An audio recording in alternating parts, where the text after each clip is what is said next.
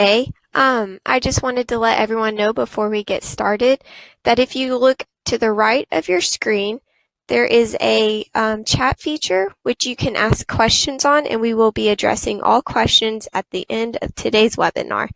I'm going to go ahead and pass the mic over to Colin Day, one of our advisors here at Granite Financial Group.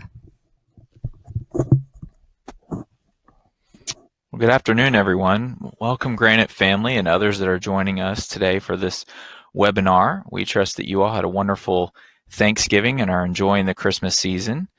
Today, our founder, Ray Griffith, will be taking you through some tax strategies that we hope you'll enjoy. We're confident that you'll walk away with some ideas on how to reduce your tax bill.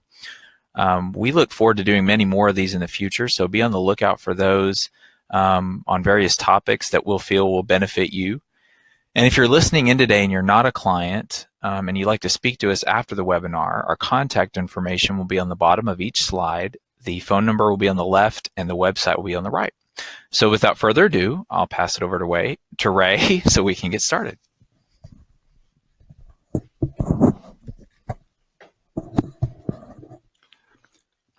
Thank you, Colin, and good afternoon to everyone. It's a joy to address you today, and we welcome you, and we're going to move right along with some presentations and some slides so that we will stay as close to time as we possibly can.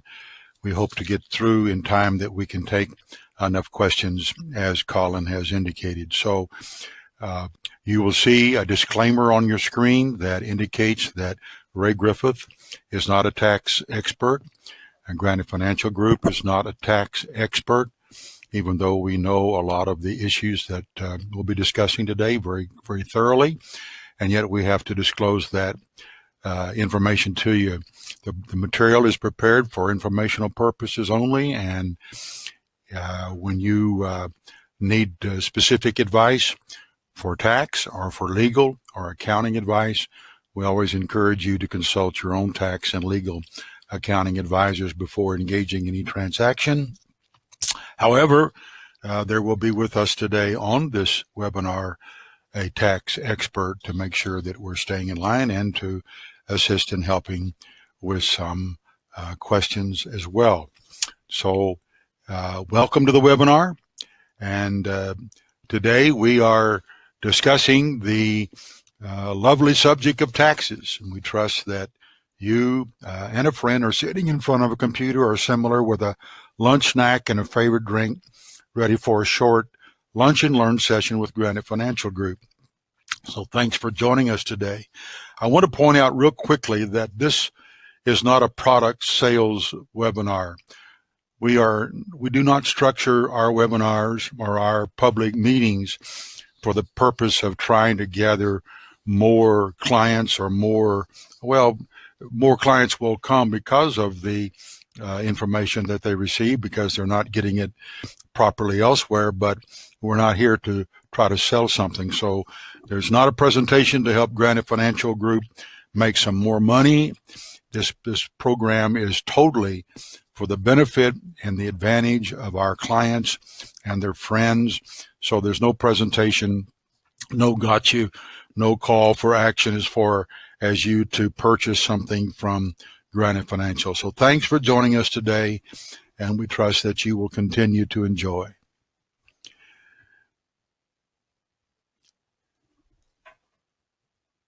Taxes is generally a hated word. Personally, I don't actually hate taxes. I've traveled and stayed in different parts of the world and traveled to those countries outside of the United States that do not have income taxes.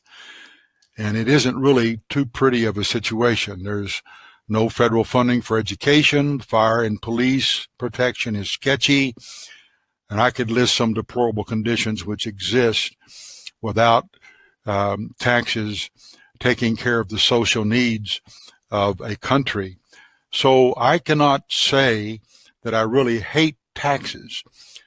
But what I do say is I hate or would not like for myself or for anyone that I know to pay more taxes than they actually have to pay.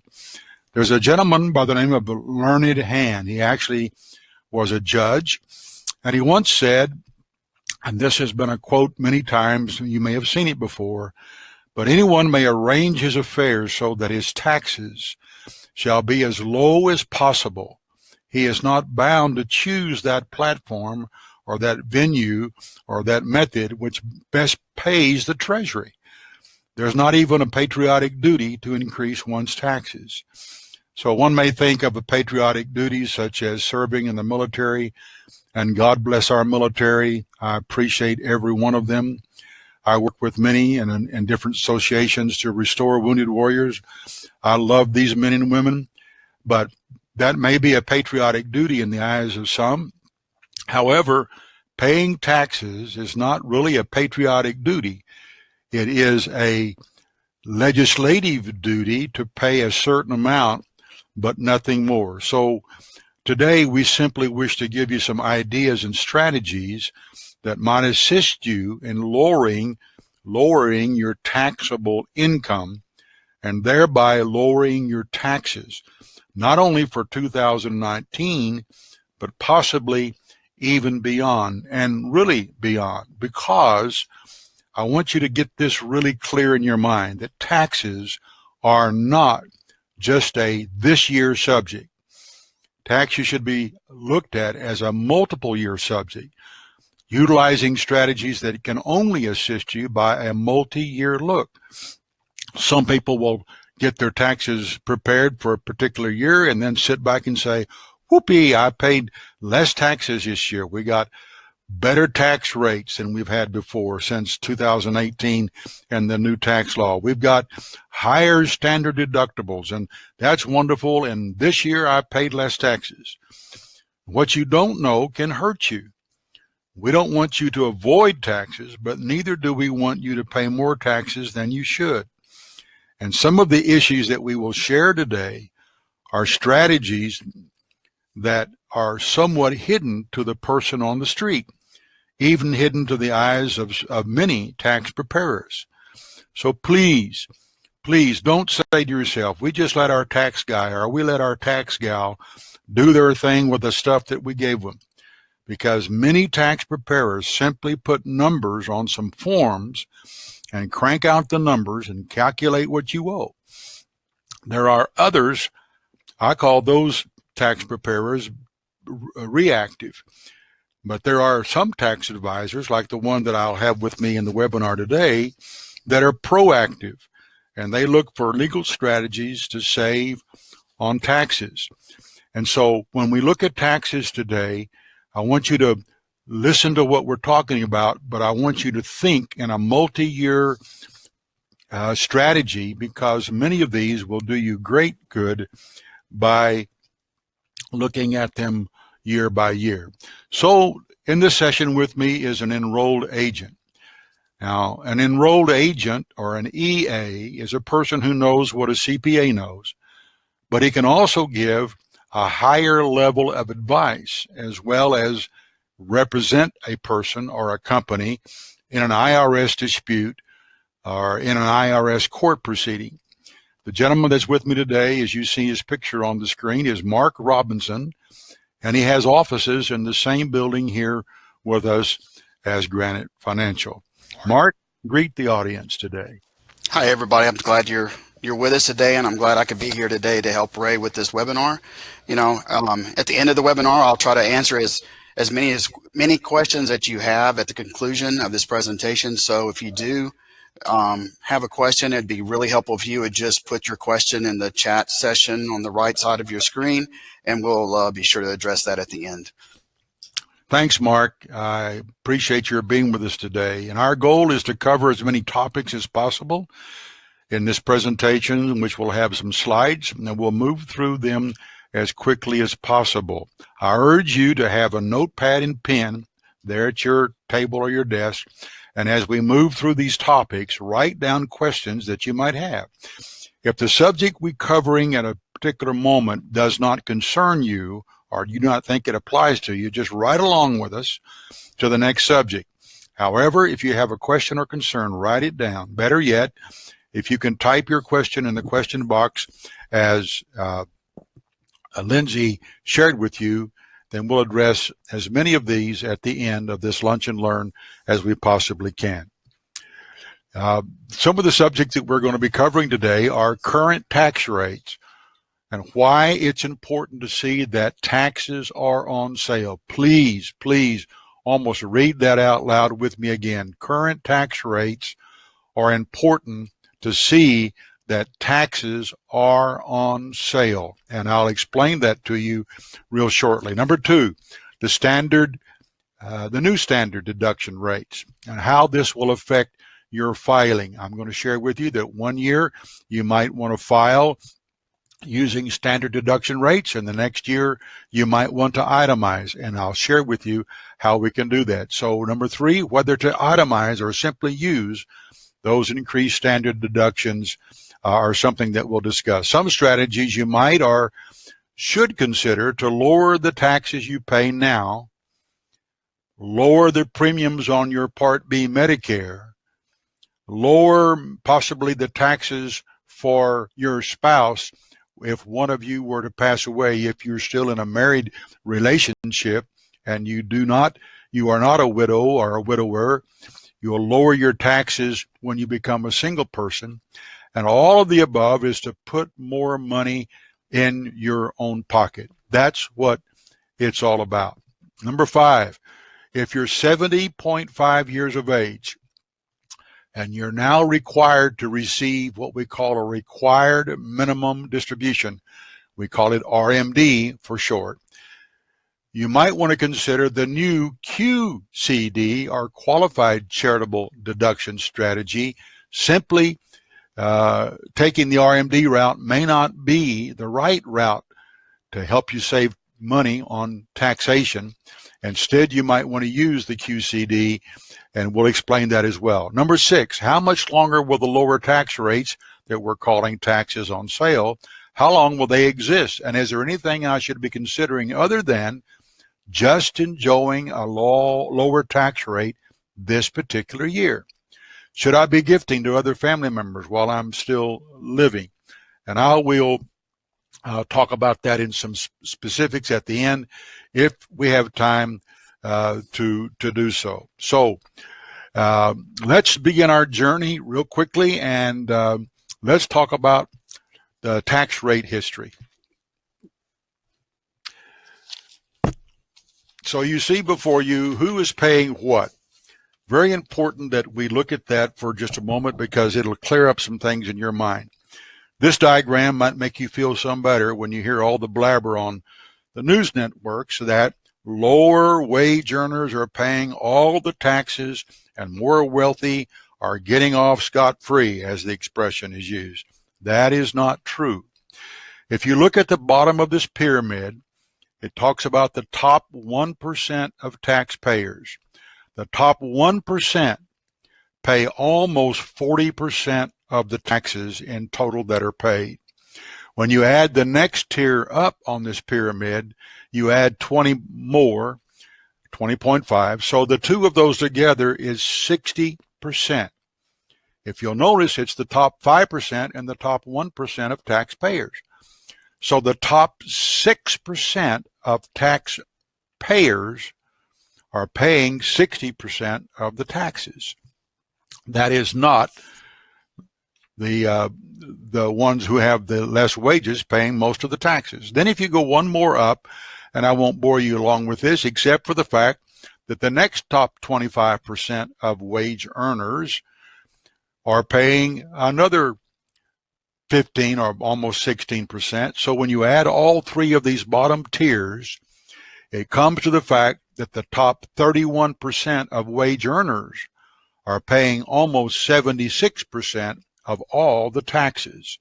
So now you know 69% of the citizens, which is the top two tiers, six or top three tiers, 69% of the citizens are only paying 24% of all the taxes. So I just thought I would share that with you briefly, because that is sometimes kind of a relief button for some folks when they hear.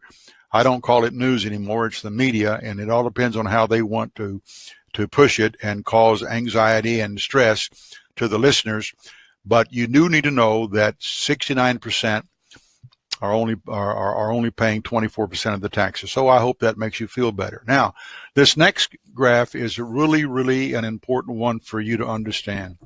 Not that I'm trying to teach a history lesson, but I will make a point from this graph that you will greatly appreciate.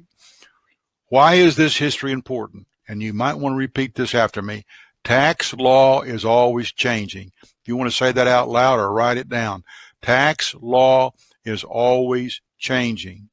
Now, taxes were started in 1913. I'm in the 2000s already, because that's where we live now. So we go back to the 1900s. But 1913, the states ratified the 16th Amendment instituting the federal income tax. And this tax has changed dramatically. So in 1913, the highest tax rate was 7%. And that was only on income over $500,000, and the lowest tax bracket was 1%.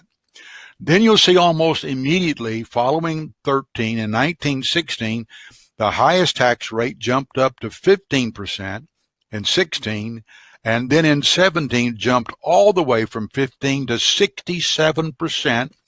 In 18, it went up to 77%, and these were the war years. So you'll see that when a country gets in need of more funding for things that are happening in the country, then the only thing they can do is raise taxes. And you can see it dramatically went from a beginning of 7% all the way up to 77%.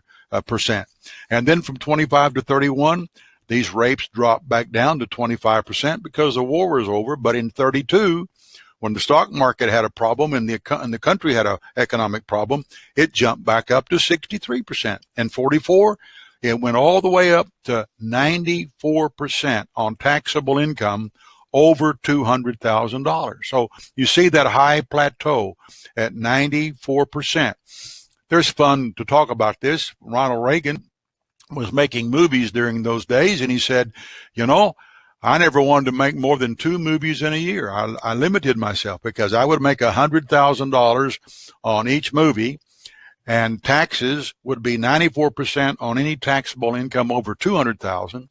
And then I live in the state of California, and some of you that are listening, there's a 6% tax, state income tax, and so 94 and 6 is 100. So anybody that made over $200,000 during those years gave everything back to the government totally. And then in 1950s and the 60s and the 70s, the rate never dipped below 70%. So 70% from the 50s through the 70s, and it wasn't until the Tax Act of 1981 and Reagan came in, the rate was slashed from 70 down to 50%. Now, you'll remember a very famous short-lived president tragedy of Mr. John Kennedy, who served as our U.S. president, and he was from the Democratic Party. And one of the statements that he made during his term was, the best thing that this country can do is lower the taxes. And the reason that he said that is he understood that when taxes are lowered, it stimulates the economy. More people have got jobs, the economy is strong, and therefore more people, even though they're paying less, brings in the same amount of revenue. So smart man did that, didn't have a chance to complete his term. Mr. Reagan came in and did lower. In 86, the tax rate lowered all the way down to 28%. Then we move along. In 86, it went to 28%, and then at that point, Congress actually made a statement that taxes would never have to increase above the 28%. Well, that lasted 3 years. So during the 1990s, that tax rate went up to 39.6, and then in 2000, we had the Affordable Health Care Act, and we had some tax onto that. So actually, taxes went up as high as 43.4%. In 2018, the 39.6 lowered to 37, and then it actually came down further than that with the new tax laws. My point being, look at this history graph. Just look at it for a moment. What if I could take my fingers and put it on that graph and move it forward? What if that graph was slidable along this time chart or time graph at the bottom that you see?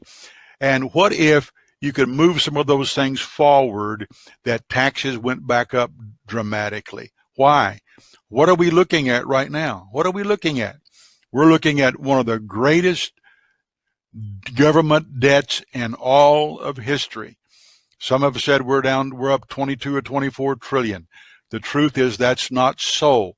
We're over 100 trillion debt when you look at the debt that is owed to Social Security, Medicare, and the other things. Our debt is over the top. So what could happen if the psychology of congressional people, the Senate, the Congress, decided that, hey, we need to take these tax rates up? In fact, they're already saying that.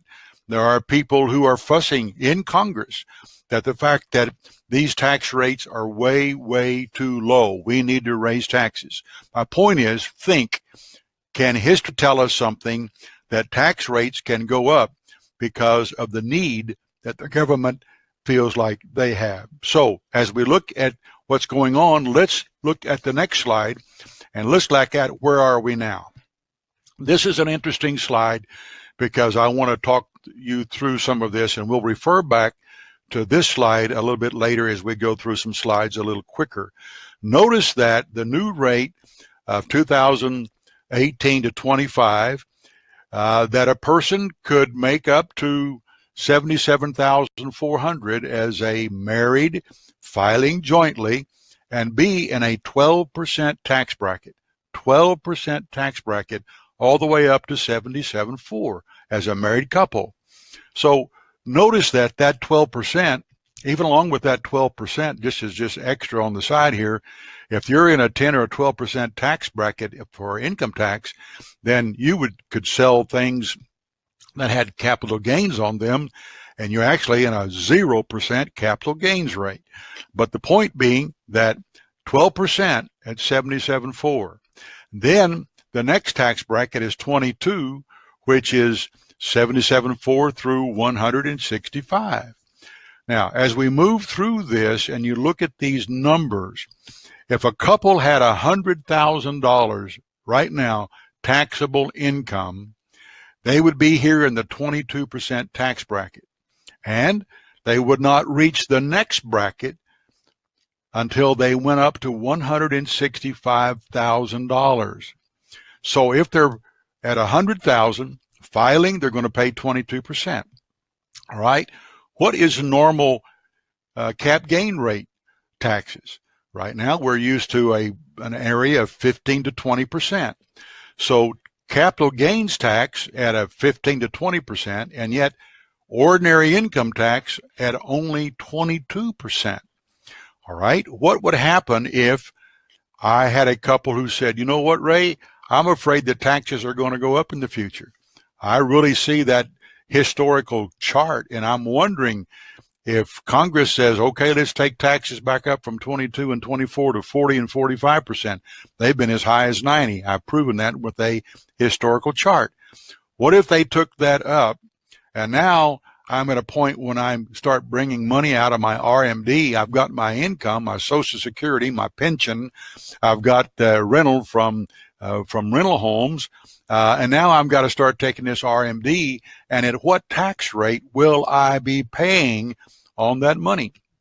You know, the government is talking today. You've heard the stories that have been out there in the news and in print that the government says, hey, well, let's take over the IRAs and the 401ks because part of that money belongs to us anyway. And they've got a right to say that, because if tax rates were 40, 45, 50%, half of the money actually would come to them just as soon as a person took it out. So we're at lower tax rates. Taxes are on sale. And what if I could find a way that while I'm in the lower tax bracket and the lower tax culture, I could redeem some of those IRA monies and pull them over into something that has no tax on it and pay only what would normally be something like a capital gains rate of 20%. I'm in this 22% tax bracket. I made $100,000, but I could go up to 165 in taxable income and still only be in almost a capital gains bracket, tax bracket. Therefore, would it be important that I begin to think about a long-term strategy for my taxes? So number one, if I have $100,000, notice what happens even now. What if that income is $100,000 and one person passes away? Now the next year that person is going to be filing as a single person, and that person now automatically goes up to $24,000 just because they're single. But what if these rates were higher? So we call that the widow tax trap. And there's a lot of people that are couples that are thinking, you know what? I don't want my widow or my widower, my surviving spouse, to be penalized in paying higher taxes just because they're single and I'm gone. What could I do? Number two, what if tax rates go up? So there's a double whammy there, both with a single paying higher tax rates with the same income, and number two, their government take the tax rates much higher. So we have to look at these things in a scenario of not just 1 year, but what should we do over a multi-year term, because how much longer will these tax rates be available? So the answer is right now till 12/31/2025. In fact, a new Congress mindset could actually come in and change this in 2021. But the best scenario is that they would sunset in 2025. So the way the law, the new tax law that was come in 2018 was written, was that these rates will be in effect until midnight of December the 31st of 2025. In January 1, 2026, the rates will go back up, and who knows to where. And so this gives a person or a couple 7 more years, if you include 2019, 7 years to work on some strategies to lower your taxable income and possibly lower future taxable income by some strategies that we're talking about today. So a new Congress, new scenario, new tax debt. We've got 7 years to do some planning that I think that you can appreciate. So multi-year tax planning can be a winner. Please, I don't suggest that you wait until the end of 2025. Why? It would be smarter to convert some of the IRA money each year to possibly a Roth and not have a high tax impact in 1 year. So if that couple had 100,000, but they've got all the way up to 165 to stay in the 22 tax bracket, then they could convert possibly 10 or 20,000 a year from a traditional IRA to a Roth IRA, only pay 22% tax rate instead of later on paying a 35 or 40% tax rate, and don't convert all of it in 1 year, but convert an incremental amount of it. So if one would consider this conversion concept, we would do it over several years, keep taxes down, keep the total taxable income down, and that would be a very smart move, in my opinion. Now, so multi-year tax planning can be a winner. We would stay in the same current tax bracket and only redeem or rescue some of that IRA each year, keeping your income tax rate down to what is really close to a capital gains rate tax. And if a couple was in that 100,000, they'd have up to 65,000 wiggle room before they reach the 24% tax bracket. And what if they redeemed 20 out of their IRA each year and converted it to a Roth? And that would only, which is only 2% more than what the normal cap gain rate. I wanted to make that clear to you and go over it a couple times so you would see it and not just hear it in passing, but it's very important to you. Now, so what are the standard deductions? Let's talk about the standard deductions for just a moment. We talked about doing it up front, and we'll try to make some applications here as much as we possibly can. So right now, the standard deductions are single person filing would be $12,200. Head of household, that's just for a small minority of the population, but it does occur. But joint filing is twice the single of $24,400. So, and then an additional standard deduction for those that are blind or over 65.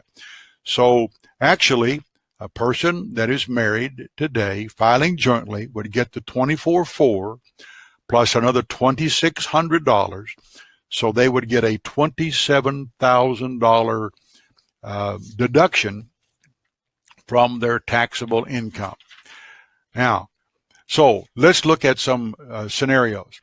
Let's look at this for a moment. Should we itemize or should we just take the standard deduction? So let me give you some guidelines as you come to the end of this year or plan for next year. Let's take a couple that are below the age of 65. This is a male 60 and a female 58. And let's say that they had an adjusted gross income of $60,000. So here's their itemizations. They had a medical expense of $4,500 this last year, but any of their medical expenses are held to 7.5% of their AGI. So $4,500 is not more than 7.5%. So really, that $4,500 is not deductible due to that restriction.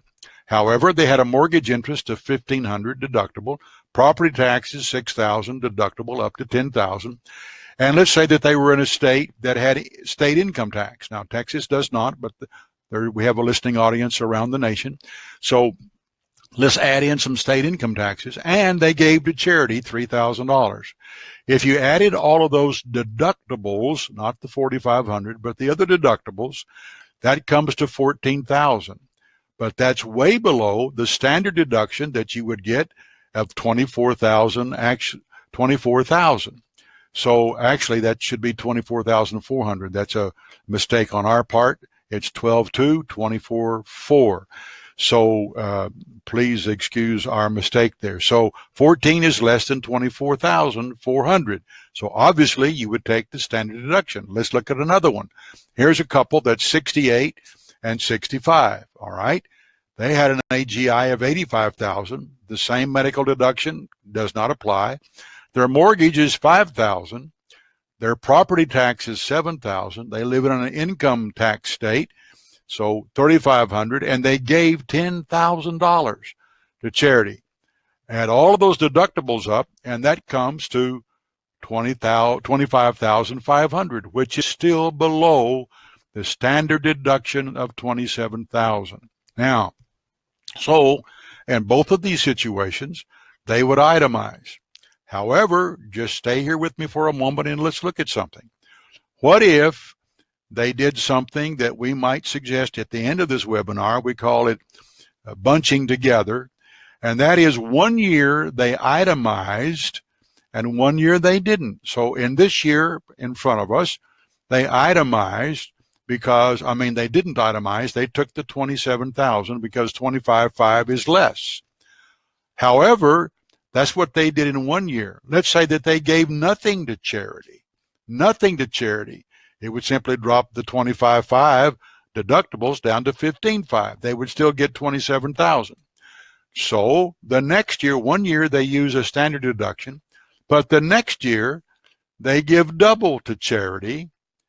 They give $20,000. Now add 10 more to that $25,500, and you've got $35,500. So the strategy of 1 year using the standard deductions, and the next year don't use standard but use itemization and then give double. For example, they might give on December the 28th, they may send a check to their charity of choice and say, this that we're giving you stands for 2019 and it stands for 2020.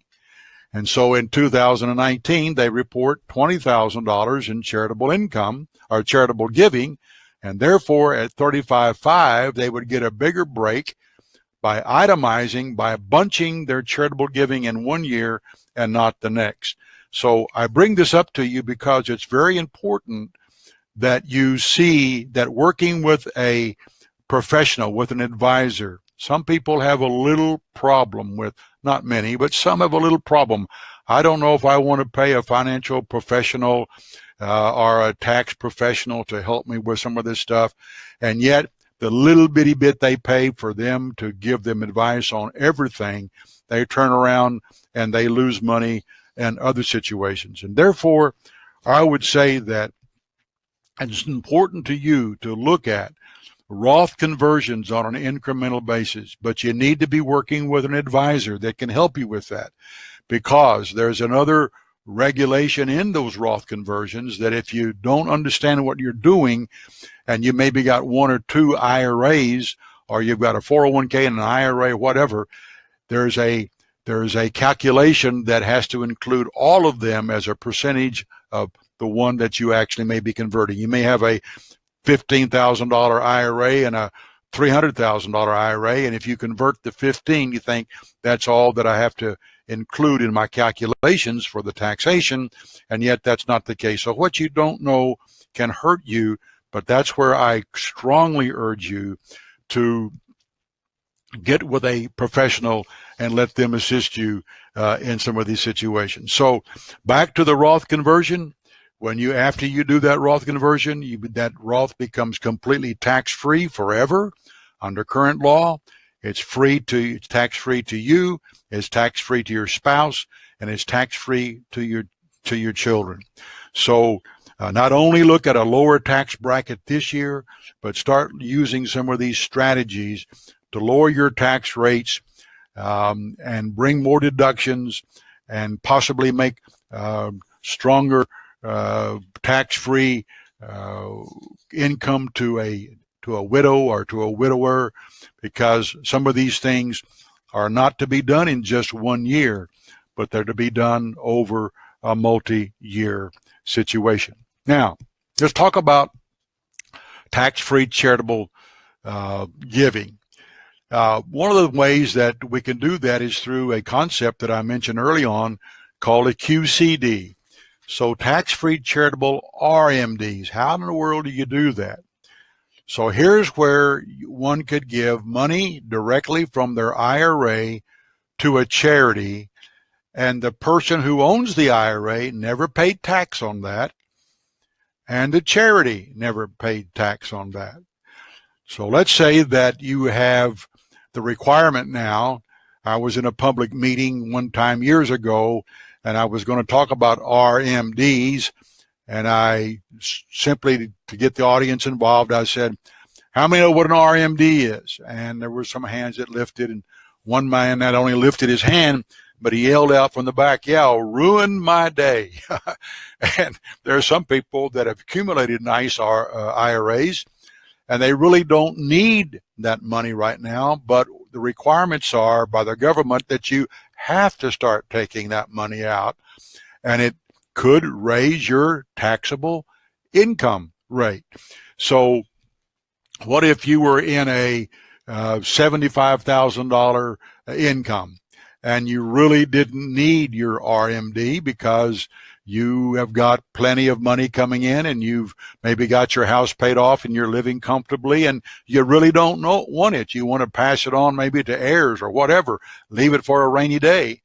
But you're making $75,000, but you've got to take a $15,000 distribution, and that 15 took you to 90,000. Now, what that extra 15,000 did is it moved you from one tax rate to another tax rate. If you go back and look at the tax rate grid that we presented to you earlier, so you can give it directly from your IRA to a charity, and because it doesn't come to your name, you don't pay taxes on it, and because it goes to a charity, the charity does not pay any tax on it. Let me explain real briefly. There are some people who have low basis stock. Let's say they bought a stock, the X stock, for $20 20 years ago, and today it's worth $100. Well, the difference between 20 and 80 is the capital gain. And if they were to sell that stock at 100,000, they would pay 20% approximately cap gain on the difference between 20 and 100, or they would pay 20% on that $80 gain. And so if they were to sell $10,000 of that stock and $8,000 of that was taxable, they would pay $2,000 on that capital gain. However, if they gave that low basis stock to a charity, they would get credit for giving the full $100 of that stock.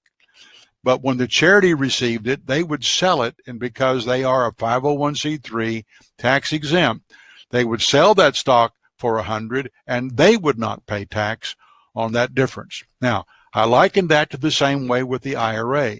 The IRA is all taxable. Number one, not just from basis up. The basis is zero.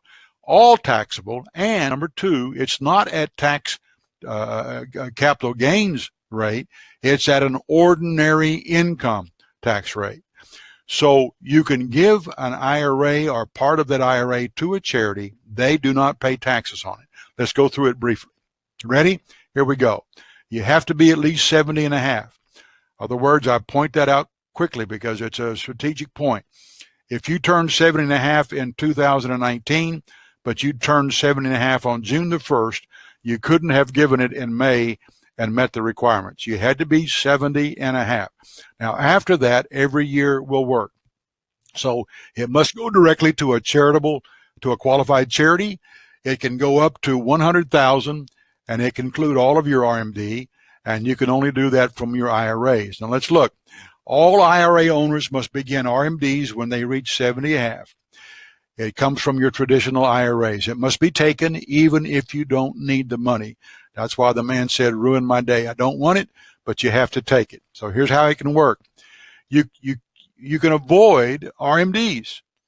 Well, no, you can't, but you can redirect them in such a way that you avoid the taxes on them. It's called Qualified Charitable Distribution.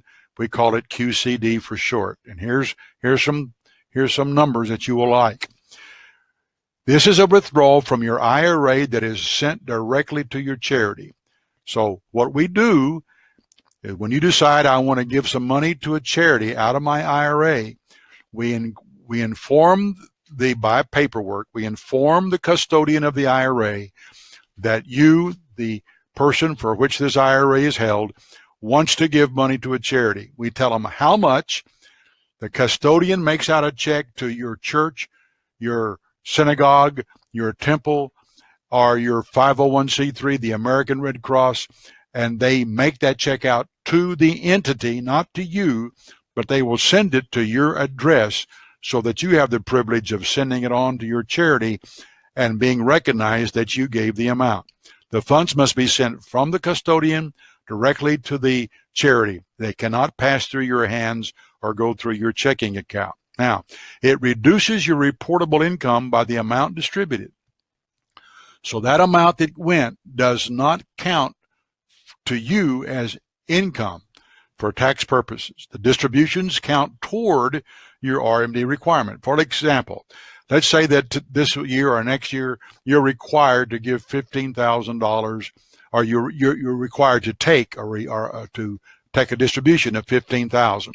You could decide to give $10,000 to a charity and then take the other $5,000 to yourself.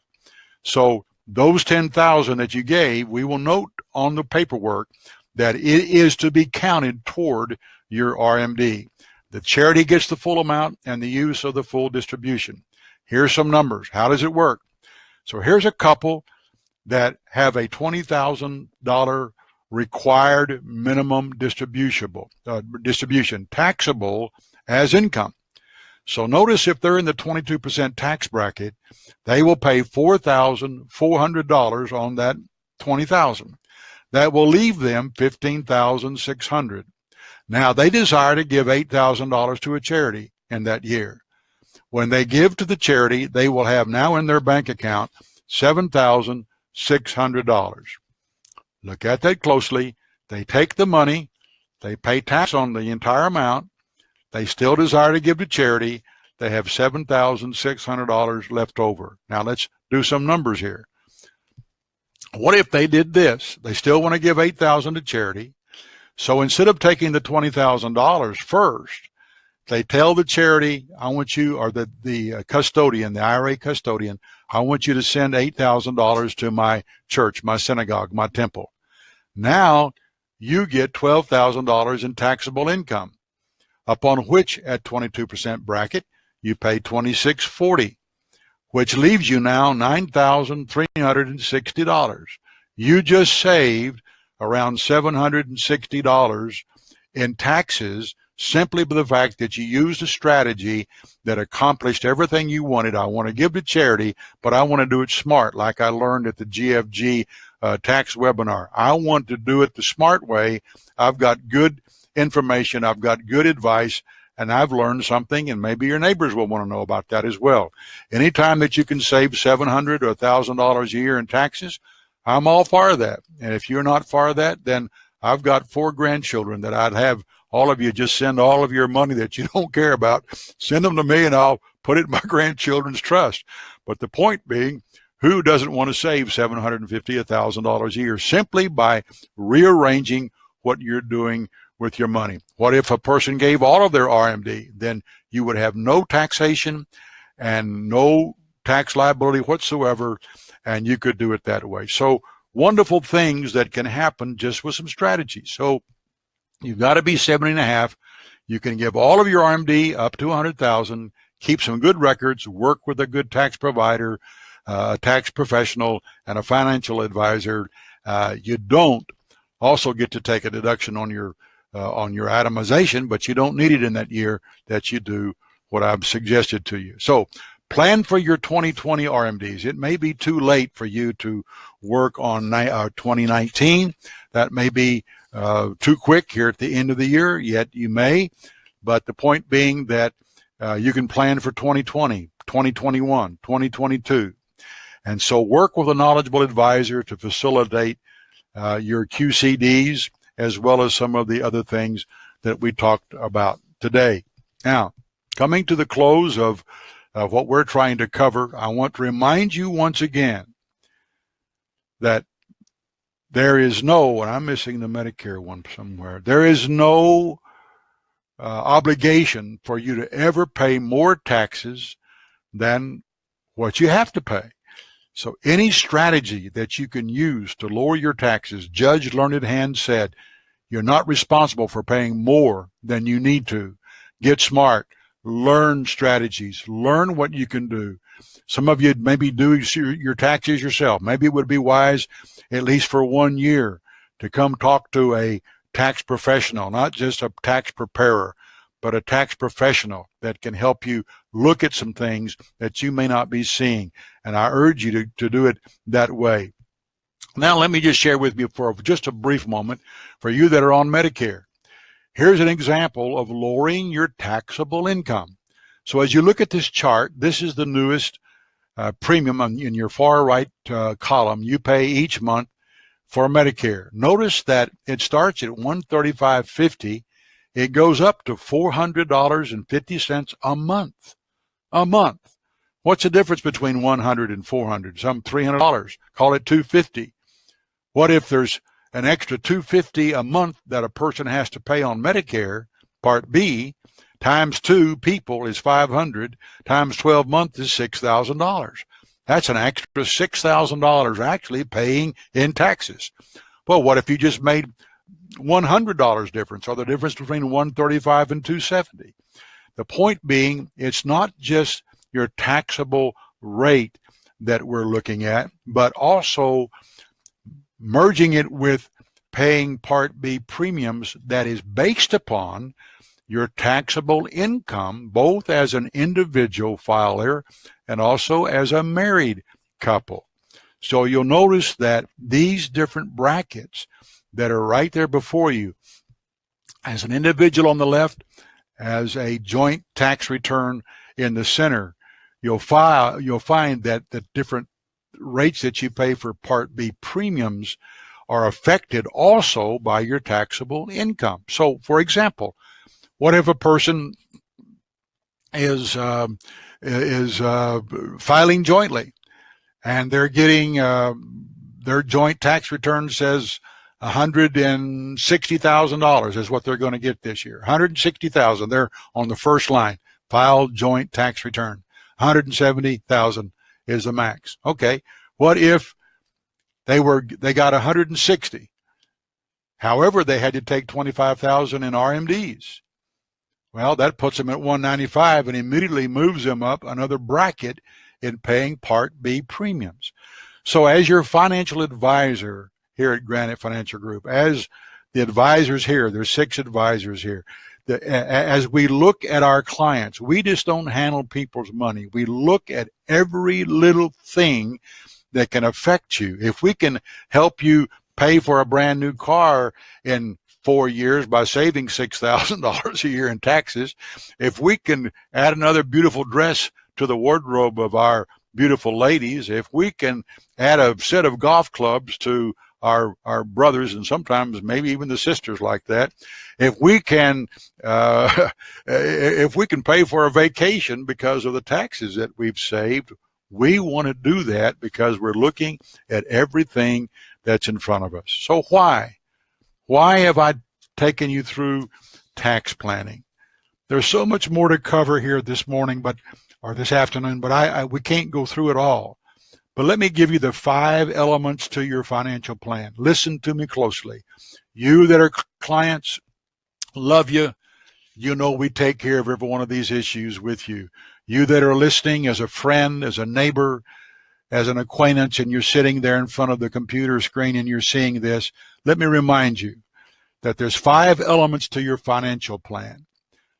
Your income, to know exactly how much income you need and where it's coming from in the most tax advantaged way, and secure for the next 2 to 3 years so that no matter what happens in the world, your income is secure. Your investments, which are tied to that income, how do they handle themselves through volatile markets? Number 3, healthcare and future funding. Those are important issues. Your legacy, your estate planning, important. But here's that 5th one. Tax planning. Why?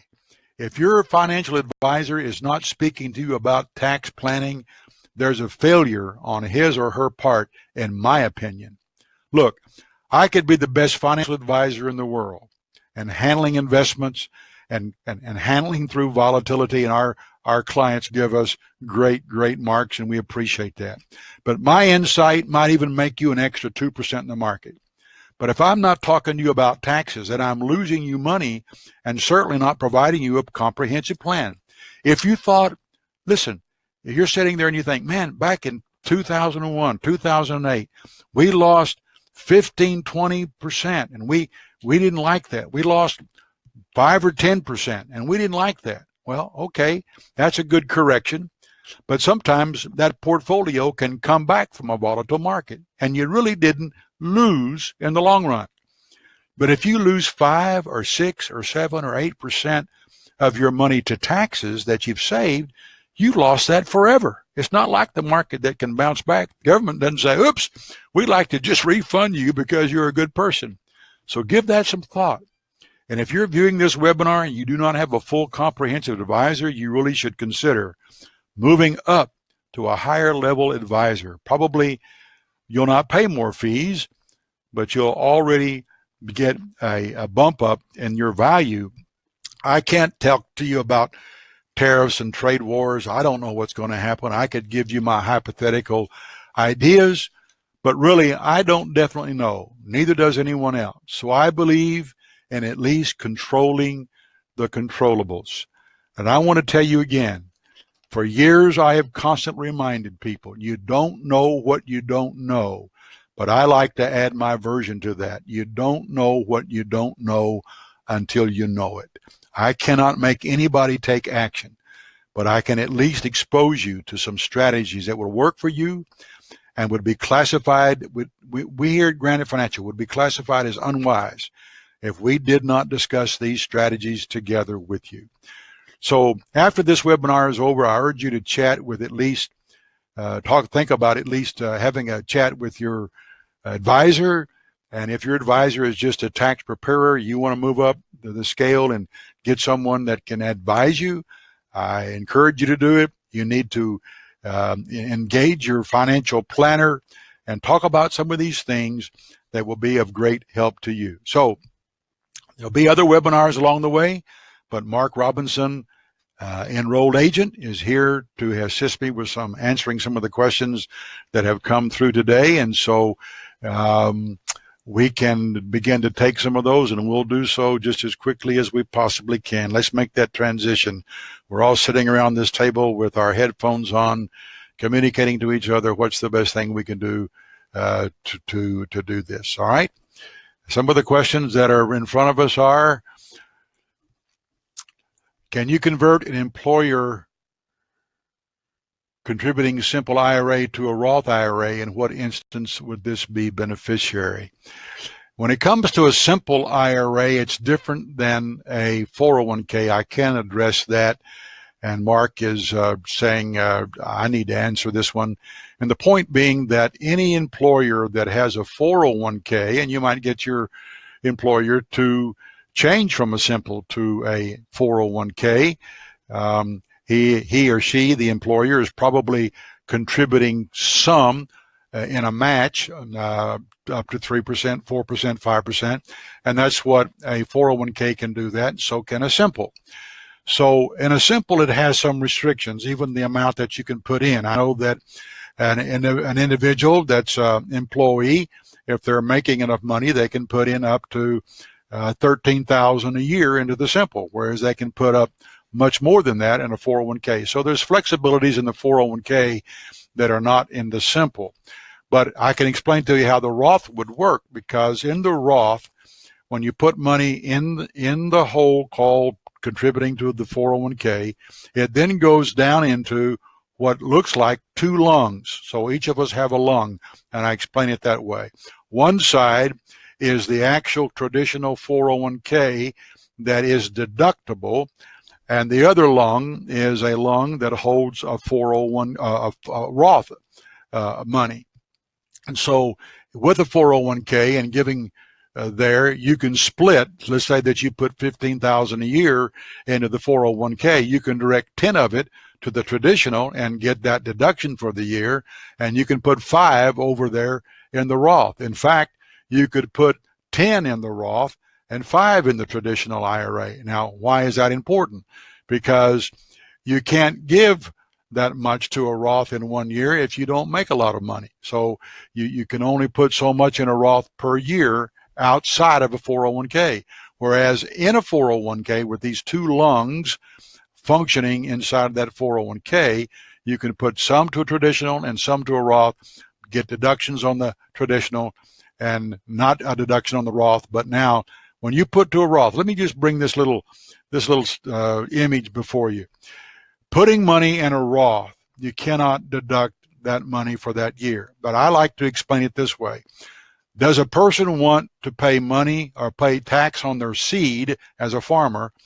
Does a farmer want to pay tax on his entire crop? So let's say that there were two co-ops available in the county. One co-op said, if you buy your your seed here for your crops, you will not pay any taxes. You pay no taxes. Take the seed and go put it in your field and grow your crops. Now, however, you didn't pay tax on your seed, but you're going to pay tax on your entire crop, which would be much more. Or the other co-op says, here you have to pay tax when you buy your seed, but if you buy it here and pay the tax up front, you will not pay tax on your entire crop. So that's the idea of a Roth. So any way that you can get it into a Roth and you can afford to do it without taking that deduction is always a wide thing. I don't think that you have that flexibility in the simple, but you do have it in the 401k. What's our next? Okay, I've got the next one. Okay, so Mike had asked 2 questions, but I'm going to address the one on the Medicare Part B premiums. And it is going to do a 2-year look back. So when they are calculating your 2020 Medicare Part B premiums, it's going to be based on your modified adjusted gross income from your 2018 tax return.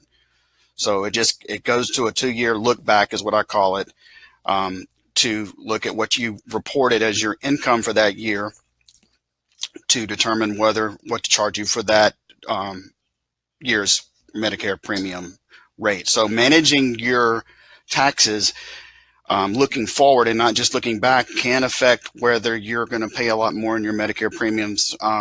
For example, just briefly, I have a client that did have some one-time transactions that happened in 2018 that's going to bump his 2020 tax Medicare premiums up significantly, and so we're working on managing around that for his current tax year so that it doesn't hit him again. So that's kind of the answer on that question.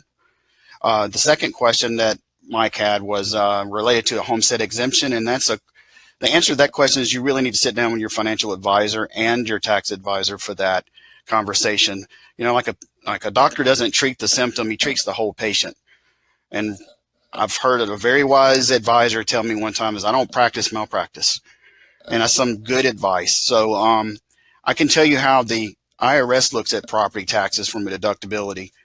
And so I don't really think that was your question. I think yours was more around how do I manage my cash flow better based upon my age and based upon the homestead laws in Texas. So I encourage you to reach out to your financial advisor. If you don't have a tax advisor, reach out to me and we can make that happen, where we can answer that question probably in a phone call or a meeting. One other question was from Randy. He said, can you make an RMD to a charitable remainder trust? And the answer to that question is no, you can't. You have to make it to a public charity.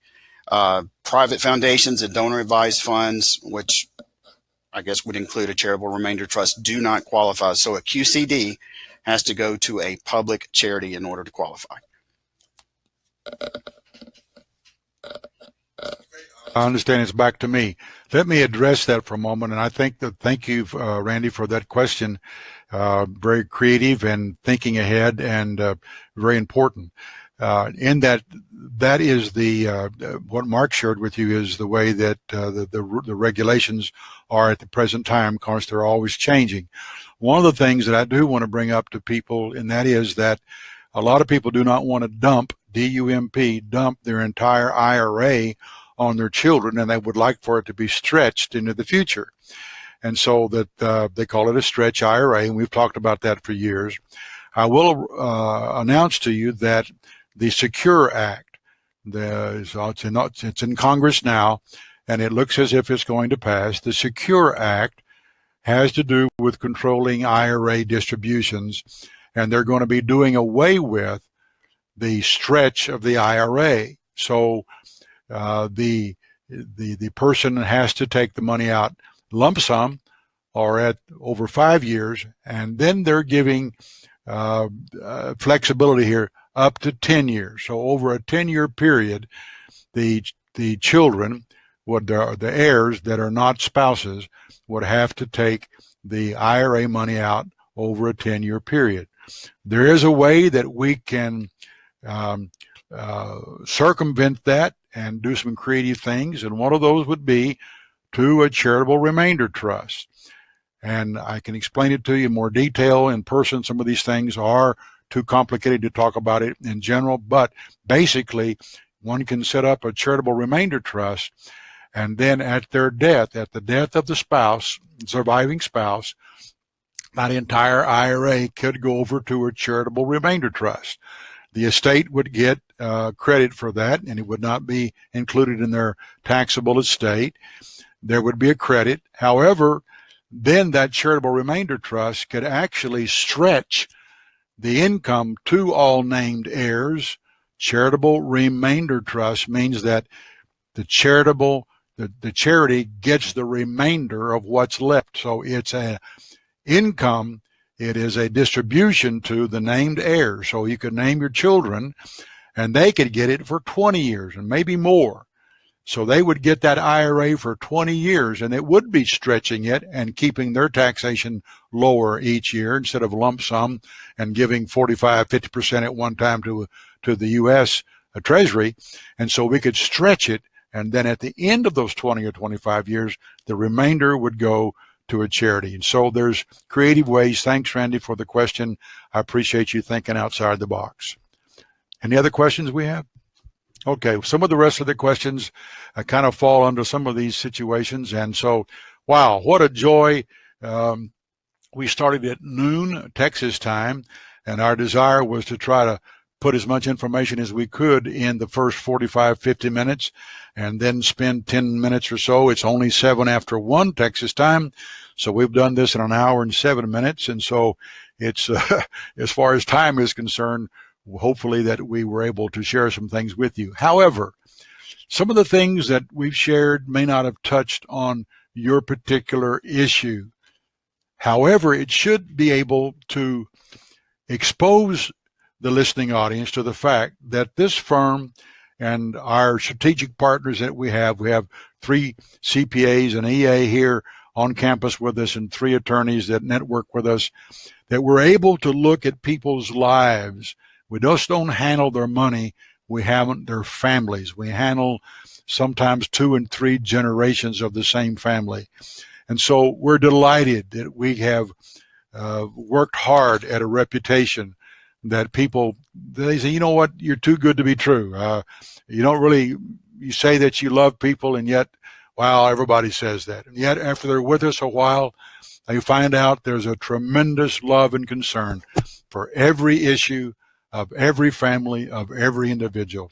And so we want to offer, if you're not a part of us, we'd offer for you to call the office and set up an appointment to say, you know, there are some other issues I'd like to talk about. What do you do with this? What do you do with that? And so we want to make ourselves available to you, and we'll do so. I know it's a busy time of the season. I know that you are gathering around fireplaces and around tables of fellowship and food, and I trust that you just have a wonderful, wonderful, warm, meaningful Christmas season. And as you go into the next year, you've got a joy in your heart and in your life that whatever happens, you've got a team behind you here that was looking out for you in every dimension, and you can walk with peace. I've always said that peace of mind is quality of life. And so I want people to live in quality. I want them to live the joy. It's not just necessarily the quantity of life. If the quantity of life is not filled with quality, it's a pretty dull go. And so we want you to live with a quality of life and enjoy and celebrate every day of your life, that you're living, that you have health and strength and friends. And so we want you to enter this season and the beginning of next year with a joy and a peace in your heart. And we're here to serve you in every dimension that we possibly can. So we love you. We thank you for joining us today. And we wish you a wonderful day and afternoon. God bless.